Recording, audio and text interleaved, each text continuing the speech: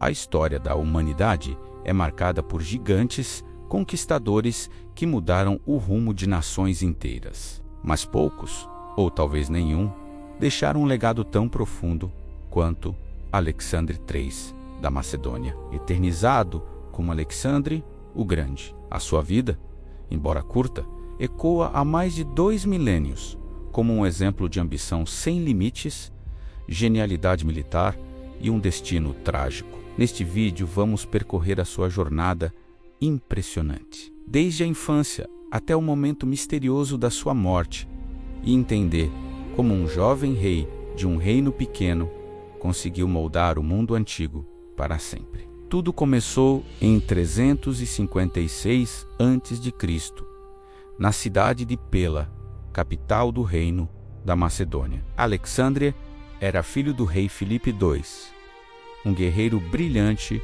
que transformou a Macedônia numa potência militar, e de Olímpia, uma mulher enigmática, carismática e profundamente espiritual. Desde muito jovem, Alexandre ouvia histórias sobre a sua suposta descendência divina. Para alguns, ele seria filho do próprio Zeus.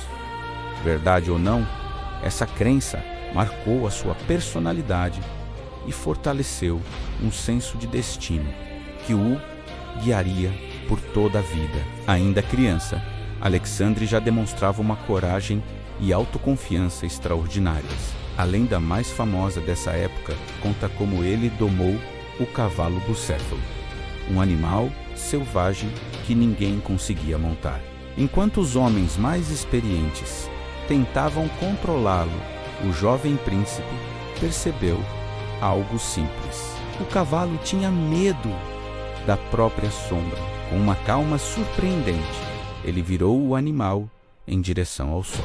Acalmou-o com a sua voz e montou-o como se os dois tivessem nascido para ser parceiros. Disse que o seu pai, o rei Filipe, ficou tão impressionado que declarou: "Meu filho, procura um reino digno de ti, pois a Macedônia é pequena demais para a tua ambição." Mal sabia ele o quão proféticas seriam essas palavras. Aos 13 anos, a sua educação foi entregue a ninguém menos que Aristóteles, um dos maiores filósofos de todos os tempos.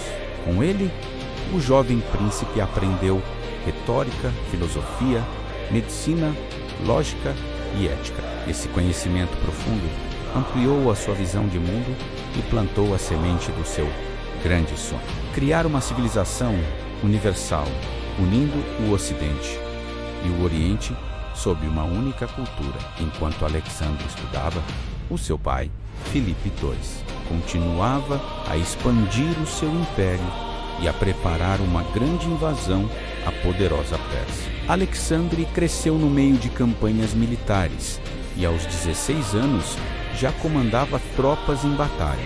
Aos 18, ele lutou ao lado do pai na decisiva batalha de Queroneia, onde derrotaram as cidades gregas.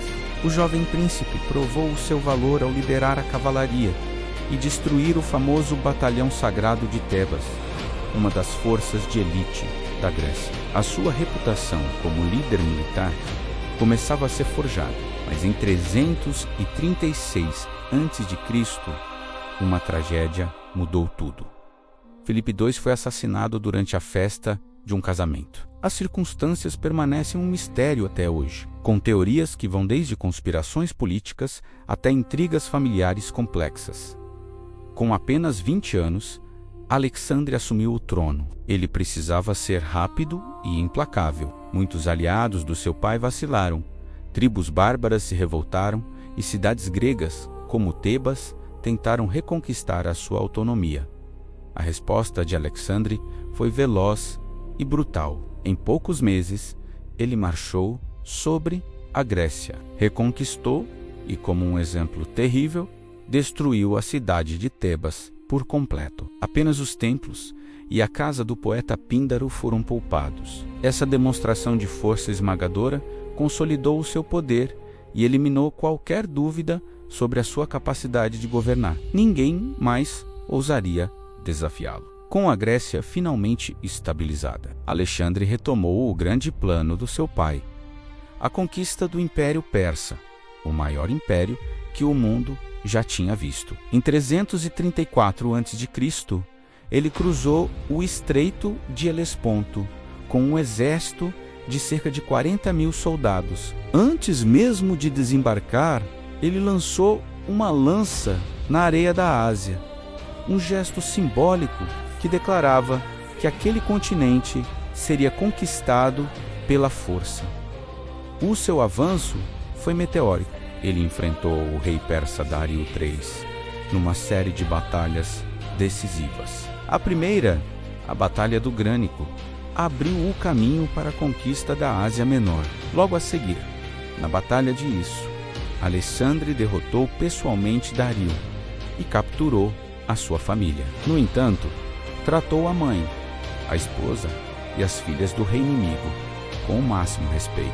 Um gesto de cavalheirismo que impressionou tanto os persas quanto os gregos.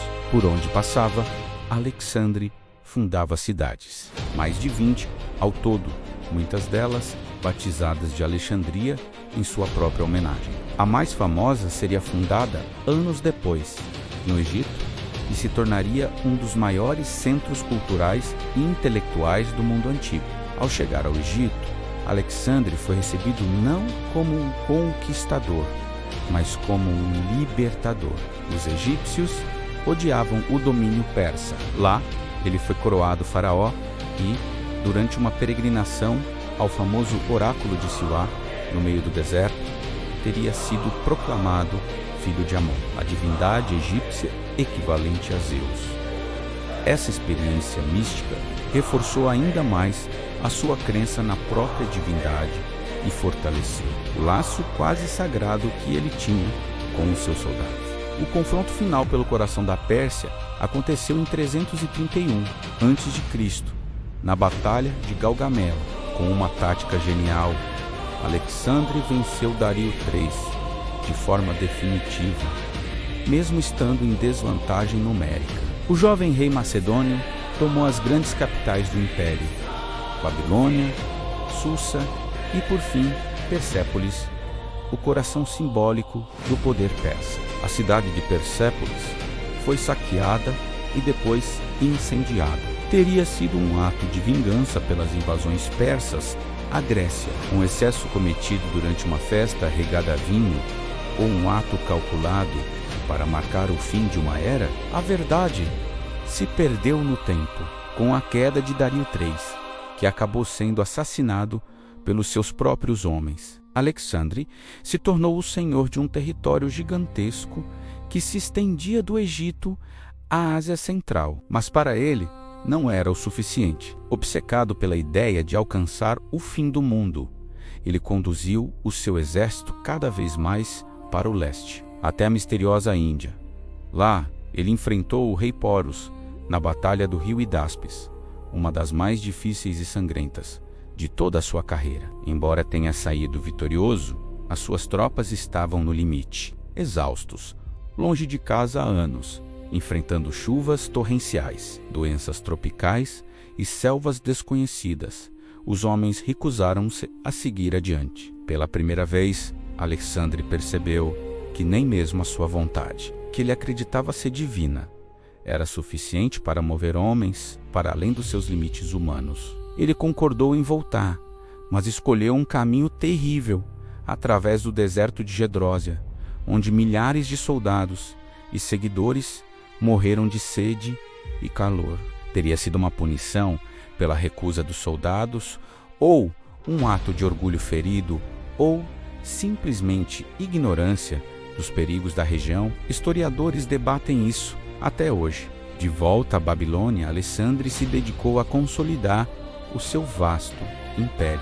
Ele promoveu casamentos em massa entre os seus oficiais macedônios e mulheres da nobreza persa. Adotou vestes e costumes orientais e tentou criar uma cultura mista. Mas essa estratégia gerou ressentimento entre os seus próprios soldados macedônios, que temiam que o seu rei estivesse a abandonar as suas raízes. Além disso, a sombra da morte assombrou os seus últimos anos, o assassinato de Clito, o Negro, um amigo de infância que salvou a sua vida numa batalha. Durante uma discussão acalorada e bêbada, mergulhou Alexandre numa profunda depressão e culpa. Pouco depois, a morte de Heféstion, o seu companheiro mais íntimo e amado, quase o destruiu emocionalmente. Finalmente, em 323 a.C., com apenas 32 anos de idade, Alexandre adoeceu em Babilônia. Após um longo banquete, uma febre alta, dores intensas e uma fraqueza crescente o levaram à morte em menos de 2 semanas. A causa exata permanece um dos maiores mistérios da história antiga. As teorias são muitas: febre tifoide, malária, pancreatite, envenenamento por algum rival ou complicações de antigas feridas de batalha. No seu leito de morte, perguntaram-lhe para quem ele deixava o seu império. A sua resposta, se é que existiu, foi ambígua: para o mais forte. Os seus generais, incapazes de concordar sobre um sucessor, acabaram destruindo o império com décadas de guerras sangrentas.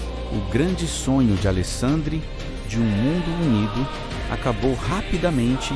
Apesar da brevidade da sua vida, ele transformou completamente o mundo antigo. Ele espalhou a cultura, a língua e o pensamento grego por 3 continentes, dando origem ao período helenístico, uma era em que a ciência, a filosofia, a arte e o comércio floresceram como nunca antes. A cidade de Alexandria, no Egito, tornou-se o centro intelectual do mundo, abrigando a lendária Biblioteca de Alexandria. O seu nome ecoa até hoje como um símbolo de liderança, ambição e genialidade militar, mas também como um aviso de como o poder absoluto pode isolar, corromper e, no fim, destruir até mesmo os maiores entre os homens. A história de Alexandre o Grande é a prova de que um único indivíduo pode de facto mudar